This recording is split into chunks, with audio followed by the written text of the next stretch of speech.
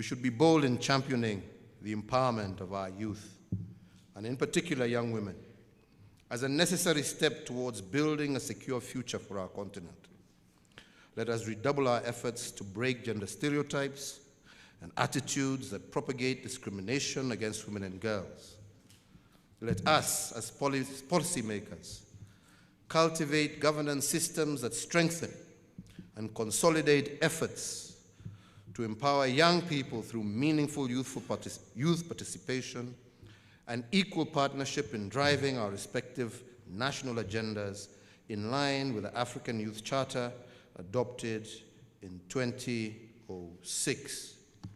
And to this end, together with my young sister over there, we plan to hold a youth conference in December of this year here in Nairobi, where I will engage with them, and I am encouraging them to develop their own agenda, which I shall take forward to the summit of the AU the following year and present the position of the African youth to the leaders of the African continent. Equally and very important, I also urge all of you here to develop structured mechanisms and opportunities that will provide our young men and women with the appropriate training, resources, and opportunities necessary to actively participate in designing programs and policies that affect their lives. I am encouraged that this forum has very seasoned women leaders whom our young leaders can look up to as role models for mentorship. The experience of those of you who have been in political leadership is invaluable. And in this room alone, I count my sister, Joyce, and my other sister from Mauritius, our sister from Central African Republic, all who have been presidents. We also have Hannah here, former foreign minister of Ghana. You know, you have a pool of people who understands the ups and downs of politics and how to help you move around and how to get by stubborn men if you need to be to get to the top. And many others in many other sectors who are here who will be an invaluable contribution to all of you, to help you, to guide you, to mentor you, to share their experiences, and for you to pick up where they have left off and to even reach greater heights than they have, because that should really always be the spirit of mentorship. You want to reach even greater heights than they did. Use their experience, use their knowledge, which they are imparting to you freely and happily, because they want to see in their lifetimes you achieving your objectives and goals. So as I said, the experience of those of you who have been in political leadership will be invaluable to these people. And I encourage you to apply it, to also influence the political processes in our continent, and to be more amenable to the partnership of women in politics. And Amina, I will take your message to Khartoum tomorrow, that one of the messages from this conference is that you expect more leaders, women leaders in Khartoum. They played their role in the changes. They should get their fair share too.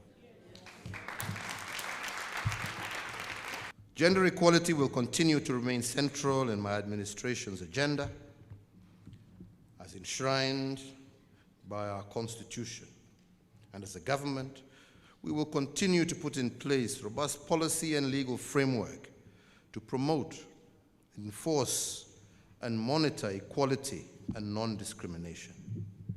Indeed, I want to give you my personal assurance that I remain passionate and committed to ensure that women assume leadership positions, not only in Kenya, but in Africa as well. My personal commitment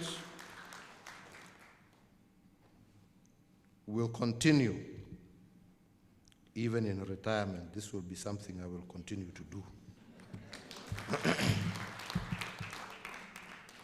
I have deliberately,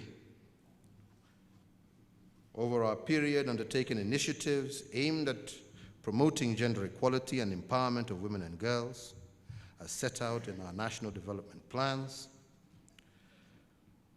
And all our medium-term plans outline flagship projects that are aimed at promoting gender-inclusive growth, prevention and response to gender-based violence, and more importantly, the empowerment and education of the girl child.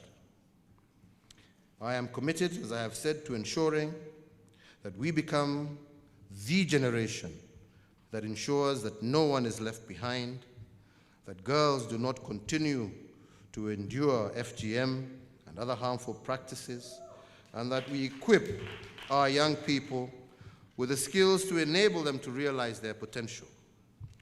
Kenya, I believe, is on the way to realizing the provisions of African Union agenda, particularly our Aspiration 6, which seeks to have an Africa where development is people-driven, unleashing the potential of its women and youth. Therefore, in conclusion, I want to assure you once again, the women leaders of our continent, of my personal support and that of my administration in this important agenda. And I would also like to encourage, especially the young leaders, the young women leaders attending this retreat, to embrace this opportunity to learn, to grow, and ultimately to influence.